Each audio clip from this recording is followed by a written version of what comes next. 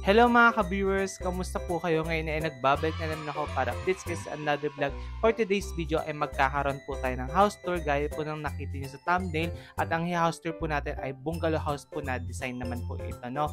Ngayon po ito pong bungalow na ito ay very modern po ang design. At ito po ay masasabi ko sa isa sa mga dream house ko kasi very minimalist lang po yung design. Tapos maaliwalas po. At gusto ko po yung mga combination ng kulay. At napaka-elegante po. No? Ngayon po bago tayo mag-start mag-house tour, gusto ko lang po sabihin sa mga bago nating viewers na be respectful at mindful sa ating mga i-comment. Siyempre, yung owner po ay gumastos po sa kanyang dream house at hindi po biro ang gastos talaga sa pagpapagawa ng bahay. Kaya sana po hindi po mawala ang ating respect. Gusto ko lang din po sabihin sa inyo, yung bahay po ay nasa 95% na po.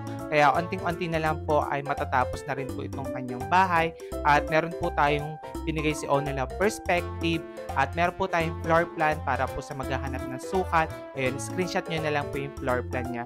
Ngayon mga ka-viewers, hindi ko na rin po papahabain ng ating intro. Ngayon tara, mag-house tour na po tayo sa bahay niya. So, let's go! And now mga ka-viewers, pakita ko lang po sa inyo yung perspective ng bahay para at least kahit hindi pa po ito tapos ay may ideas na po kayo sa kakalabasan. Ayan.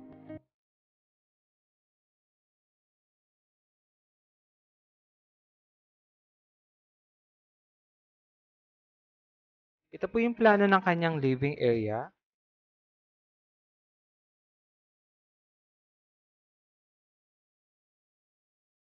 And ito naman po ang plano ng dining area.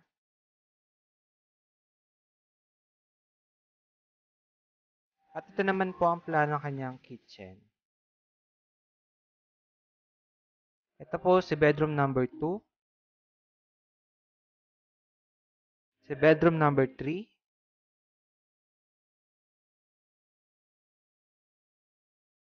At next po natin ay si bedroom number 1 or si master's bedroom. Mamaya mga ka-viewers ay lilibot naman po tayo dito para sa iba pa pong area ng bahay. No? Pinas forward ko na lang po. Regarding po sa floor plan, meron po tayo and po next ipapakita sa inyo after po natin dito sa perspective.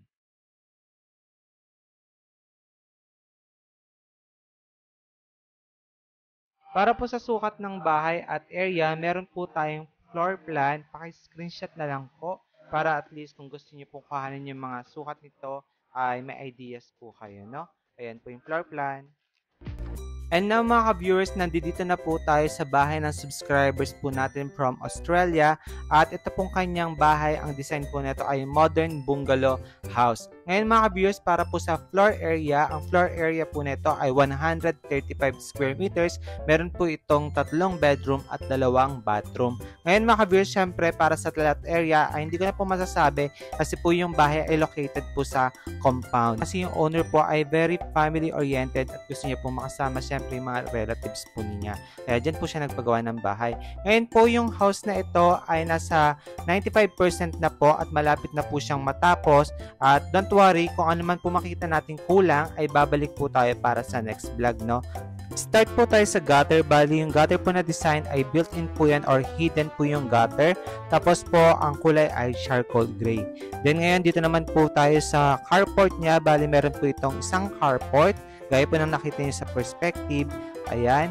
And para po sa ceiling, plain ceiling po yan na meron na pong pin lights. Ayan. And ayan. Next po natin ay dito naman po tayo sa porch, no? Ito pong porch na napakaganda, lalo na po yung ceiling. Ito pong ceiling ay gumamit siya ng PVC panel po, no? Ayan, tapos wood look po yung design. And para naman po sa flooring, gumamit po siya ng 30 by 60 po na tiles na matte finish po yan. Ang purpose po ng matte finish po na tiles ay para pag po umulan, mabasa man po ang flooring, ay hindi po tayo madudulas, no? Tapos, ay pakita ko lang ulit yung ceiling kasi gandang-ganda ako, no? Ayan. Next po natin ay ito pong accent wall na ito na may mga natural stone po na kinat.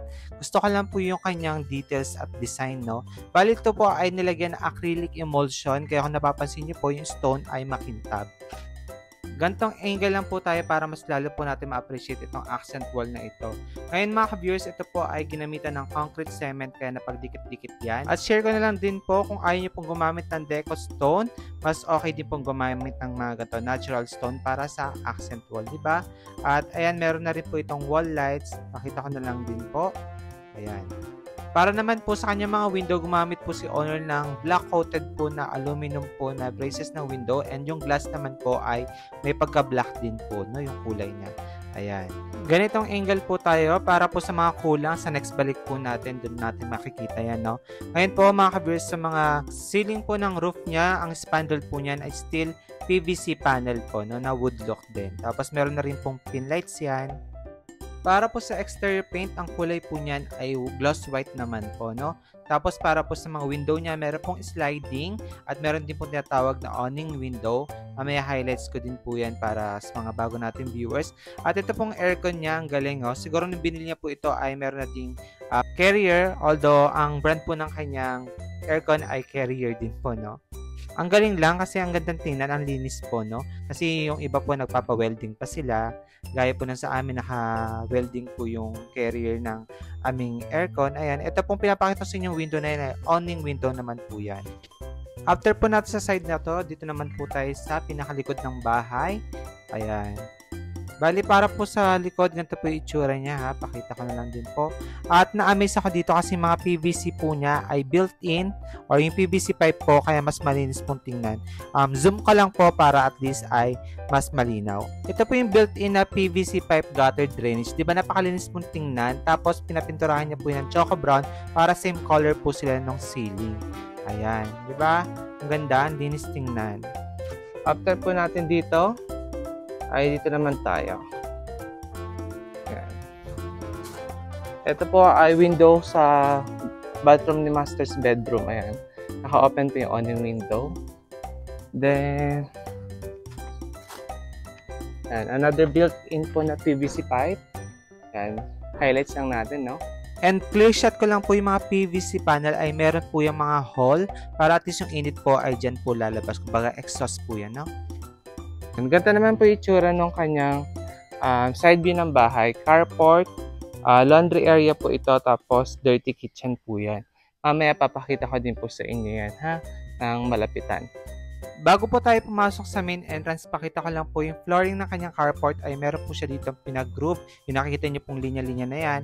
At dito naman po sa pinakalooban ng garahe ay meron po siyang grava na may halong semento po. Ayan. Ayan po yung flooring ng kanyang carport. Ngayon po, tara, pasok na po tayo sa bahay. And now, ay pasok na po tayo. Sa ngayon po, yung main door, wala pa po, no? Sa next balik na lang natin yan. Ngayon po, itong living area niya ay high ceiling po yan. At yung ceiling po, kung ano pong ginamit sa labas, ay same lang din po dito sa living area niya. PVC panel po yan. At meron na rin po siyang chandelier. Although, hindi pa po nakapag-apply ng kuryente, kaya hindi pa po natin masisindihan yan. Sa next balik ko na lang po ipapakita sa inyo yan. Ngayon mga viewers, interior paint, same lang din po. Color ay white gloss. At para po sa tiles flooring, gumamit po si owner ng 60 by 60 po yan na gloss po na marble gray. Ngayon, fokusan ko po para sa mga viewers natin planong gumamit ng gantong tiles. Makita niyo po yung pinaka-itsura ng design. At ganyan po itsura pag kinabit sa loob ng inyong bahay. Napakalinis at napakaliwalas po ng kulay, no? Next po natin itong accent wall. Bali, ito po ay gawa sa plywood. Then, pininturahan po yung natural paint. Ayan. Tapos mga ka-viewers, gaya pa na sinabi ko, dito po ilalagay yung TV. Kaya may nakaabang na po dyan na outlet para sa kanyang TV at yung magiging antenna din po, no? Fokusan ko lang din. Ayan. Tapos po mga ka-viewers ay itong mga window niya, yung isa, inaantay natin. Sa next balik po natin makikita yung doon. Pero po itong tatlong nakikita natin, mga awning window po ito. Tapos meron siyang sliding window pa dyan. Tapos yung sa taas po, mga fixed window po ito para at least ay may papasok po na liwanag sa kanyang bahay. Ngayon po again ha, high ceiling po yan. Kaya okay lang po maglagay ng fixed window sa taas. Pakita ko lang po ng ganitong angle yung kanyang living area since po yung owner talaga hindi pa po nakauwi at hindi pa po nakita sa personal itong kanyang dream house. Ngayon po, ayan po yung itsura ng living area. Ayan. And, ayan. Then, dito po tayo. Bali din naman mga ka-viewers ay meron po ditong, kung may nakita kayo drop light na yan. Ayan. Ang ganda, no? Bali, dito po located ang kanyang dining area. Ayan. Ito po mga kabiyers, saktong laki din po itong dining area niya. Ang ganda po ng pagkakaplano ng bahay, yung mga sukat. Okay na okay po siya para sa akin. Regarding naman po pala sa ceiling, plain ceiling po siya na may mga pin lights na. Ayan.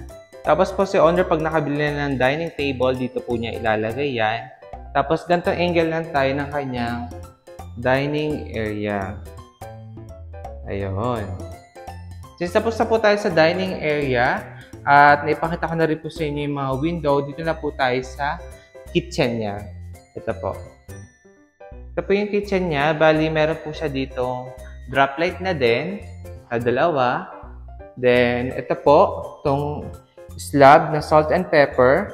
Ayan. Tapos, ito pong kanya pinaka-counter bar ay gawa po ito sa plywood. Ayan. Tapos, pinadoko finish niya po. Kaya po, makintab po yung pagkaka-pintura po nung plywood na ito, no? Doko finish yan. Ayan. Para mas clear lang po. Tapos mga ka-viewers, sa previous vlogs natin, meron po akong linag na ganito. Doon niyo po malalaman yung presyuhan ng mga ganitong slab kung gusto niyo pong gumamit ng ganito, ha. Tapos kung mapapansin niyo po, ito na po yung mga cabinet niya. Naka-design na po, pero wala pa po mga cover yan. Ilalagay pa lang po yan, no? Ayan po yung mga next na gagawin. Tapos kung napapansin niyo po, ito merong outlet for sure dyan ilalagay yung microwave or mga gagamiting appliances. Kaya may nakabang ng outlet dyan. Then, dito, yung range hood. Ayan, lalagyan pa ni owner ng range hood dyan. Tapos, stove. And ngayon, meron na rin siya ditong faucet sa sink. Ayan. Check natin na kung may water na. Wala pa, papalagay pa lang din po si owner. Ayan. So, ito po yung mga abangan natin, no? Yung mga ilalagay na cover dyan. Then, cover dito. And highlights ko lang din po pala na meron siyang backsplash na bricks type po yung ginamit. Tapos green-out po yun na white. Ayun. Ayan po yung backsplash na kanyang countertop dito. Ito naman po yung itsura ng counter bar sa likod. Ayan. So, dito for sure meron siyang pull-out dyan. Siguro dito niya ilalagay yung cutlery niya. And, ayan. Cabinet po, no? Wala pa rin pong cover. Lalagyan pa lang. Then, ngayon, kuhanan natin ng mas maayos na shot yung kanyang kitchen. Ayan. Ganitong angle naman po tayo. Ayan. Next po natin, dito naman po tayo sa kanyang laundry area at dirty kitchen. Pero bago po tayo pumunta doon, ito, nandito po ang kanyang fuse box para po sa kuryente ng kanyang bahay. Then dito meron po siyang cabinet dito. Siguro parang pantry area na po ito. Ayan. Ito may cover na, no? Although wala pang handle, kaya din natin mabuksan. Pero try natin siya. Ayun. Ayan. Ganyan. Then, dito tayo. Ito po kanyang mga pintuan. Ang ganda po ng pagkakakulay. Very natural lang po yung color. Tapos, ay simple lang po yung design ng pintuan. Pero, ang linis po, no? Totoo man po, kung makita niyo po ito sa personal, napakalinis po ng pagkakapintura ng kanyang pintuan. Napakaganda. Then, yung amba po niya, ang ginamit po dyan ay metal jam. Ayan, metal jam po ito. Tapos, pina-woodlock po, no? Tapos, mga ka-viewers, ito po yung kanyang magiging dirty kitchen. Ayan. Saktong laki lang po. May dual sink po dito. Then, hanging cabinet. Tapos, ayan. Magkakaroon counter cabinet dyan. Tapos, ito po, pakita ko na lang. Ito po yung magiging cover na kanyang fuse box. Ayan. Then, dito po ay yung ano na kanyang range hood. Dito po lalabas yung usok pag magluluto na po siya. Ayan, pakita ko na lang din. Then, ito po nakikita niyo itong pintuan na ito. Ito po ay pupunta sa kanyang laundry area. Ayan, medyo magulo lang po ha kasi dito po nilagay yung mga materyales. Pero ito po ang laundry area niya. Ayan. Sa next balik po natin, yan, wala na yan, malinis na. Mas lalo po natin makikita yung ganda yan. Kasi may awning window din po siya. And ceiling. Ayan po ang laundry area. Then, same tiles lang po sila ng terrace. Mga matte finish po na 30 by 60 yan. Ayan. After po natin dito, ay sa mga kwarto naman po tayo. Pakita ko lang po ulit yung ceiling ng living area na high ceiling po. Kung napapansin niyo po, iba po yung sukat ng ceiling niya sa dining area, kitchen area, at sa bedroom po, no? Ayan. Tapos, layo lang tayo. Ayun. Ngayon po, ay yung nakikita niyo po na ito, na area, ay papunta po sa 3 bedroom, saka po sa common bathroom. Ayan. Gantong angle tayo. Ngayon po, tara check po natin yung mga kwarto at mga bathroom po. Unahin po muna natin si master's bedroom, no? Ayan. Pagpasensyahan niyo na po kung medyo madumi pa. Bale, ito po, dito nilagay yung mga cover ng kanyang cabinet, ng kanyang kitchen cabinet. Ayan, dito muna po ilagay. Although, nakapintura na rin po yan, no? At malapit na rin po ilagay yan doon. Ayan. Same tiles lang po sa buong flooring sa loob ng bahay. Puro po mga 60 by 60 po na marble gray po yan. Tapos mga ka-views, regarding sa ceiling, ganda naman po itsura niya. Ayan. Since wala pa pong kuryente, hindi natin matry na, pero meron po yung pa-coverlet sa gilid. Tapos, pin lights. Tapos mga ka-viewers, ito, ganda na po yung ilaw ko sa bahay. Same kami ni owner. Yung akin nabili ko po sa Lazada. Not sure po yung sa kanya, no? Ayan. Ganyan po yung kanyang center lights dito. Then, dito po, mga ka-viewers, another door na naman po, papunta sa kanyang walk-in closet. Ayan. Meron siya walk-in closet po dito. Ayan. So, wala pa rin pong cover. Lalagyan pa po yan. Ayan. Pakita ko na lang. Ceiling. Ayan. Layo tayo para mas makita po ninyo. And ito naman po yung pintuan papunta sa kanyang bathroom ni master's bedroom. Ayan, ganyan. So, meron na po itong lavatory na basin, tapos faucet, potchi po na toilet bowl, and bidet. Tapos, ayan po.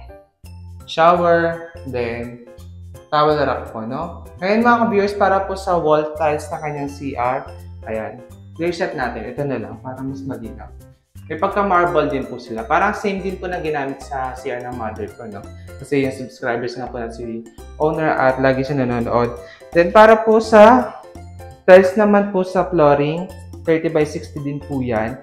Tapos ito po mga ka-viewers, ay pagpasensya nyo kung medyo madumi pa.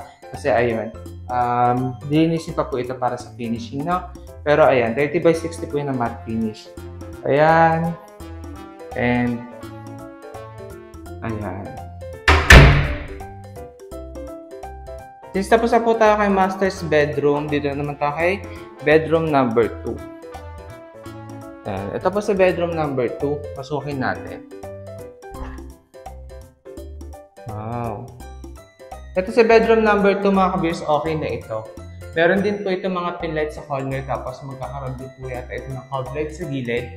Ayan. Tapos, ayan po yung tiles, yung kanyang mga window, awning window, saka po sliding window.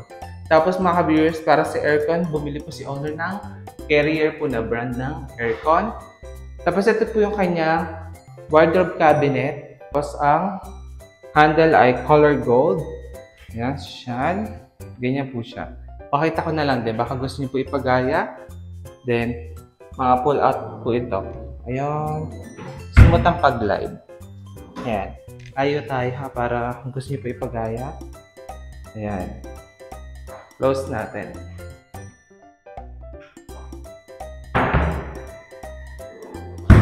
Ayan. Ito po yung tsura niya. Tapos mga ka-viewers, dito naman po tayo kay bedroom number 3.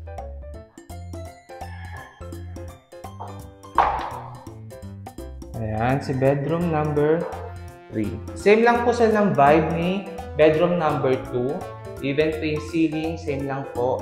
Ngayon, ito po ay meron lamang po siya isang sliding window. Then, ito po, Carrier po na brand din na aircon. And ito may nakaabang na paglalagyan ng TV dyan. Ayan. And, ayan. Tapos, same design po ng cabinet kay bedroom number 2. Ayun. Since naipakita ko na po sa inyo yung bahay, gusto ko lang po sabihin sa owner, since hindi pa po nakakauwi, na napakapulido po na pagkakagawa nitong bahay niya. Very malinis po. Tapos, magagaling po yung mga nagtrabaho. Tapos, ang ganda po ng mga pagkakalagay. Talagang wala kang makikitang dumi or something. Maayos na maayos po. Kaya, sir, okay na okay po itong bahay ninyo. Saka gusto ko yung design niya. very minimalist na ang aliwalas sa mata. Ayun po. And ayan po yung itsura ng dream house po ng subscribers natin from Australia. Sana po ay na-inspire po kayo at nakakuha po kayo ng ideas sa vlog na ito. Para po sa magtatanong kung magkano po yung budget sa bahay, ang budget po doon ay 3 million, not included po yung pag-apply ng tubig at kuryente. Tapos po yung mga chandelier doon, drop light, appliances ay hindi po kasama. Ang sinama lang po doon sa 3 million budget yung mga pin lights po. Congratulations din po pala kay owner kasi syempre sa tagal niya po nagtatrabaho sa Australia ay finally ay natatapos na po ang kanyang dream house. And para po sa gumawa, ilalagay ko na lang po sa description box yung kanilang Facebook page para kung gusto niyo po mag-inquire at sila po yung kunin ninyong gumawa ng inyong dream house ay makakontakt niyo po sila. Sa mga gusto pong magpa-house tour dyan ay free lang po na i-message niyo ako sa aking Facebook page. Ilalagay ko na lang din po yan sa description box para ma-message niyo po ako kung plano niyo pong magpa-house tour. At ngayon mga ka-viewers, syempre kung nagustuhan niyo rin po ating video, ay huwag niyo na po kalimutan mag-subscribe at click the notification bell para at least ay more updates na po kayo sa aking mga i-upload na videos. At ngayon, hindi ko na rin po papahabain pa. Maraming salamat po ulit sa panonood. Ingat po kayo and God bless. Bye-bye!